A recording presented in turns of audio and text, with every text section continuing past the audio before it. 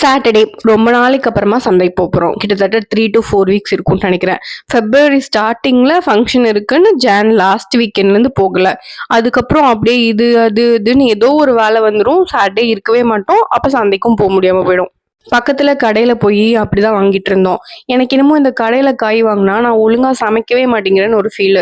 ஏன்னா இப்ப நான் சந்தைக்கு போறேன்னா 1 வீக்கு தேவையானதை வாங்கிடுவேன்.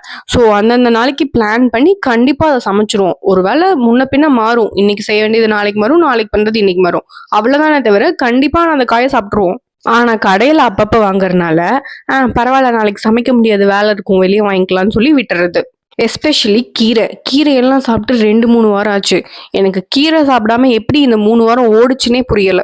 இப்படியே விட்டா அவ்வளவுதான், களத்துல இறங்கியே ஆகணும்னு இந்த வாரம் சந்தைக்கு போய் ஃப்ரூட்ஸ், வெஜிடபிள்ஸ், கீரை எல்லாத்தையும் ஸ்டாக் பண்ணியாச்சு. எனக்கு இருக்க இந்த ஃபீல் யாருக்கெல்லாம் இருக்குன்னு மறக்காம கமெண்ட்ல சொல்லுங்க, நானும் தெரிஞ்சுக்கிறேன்.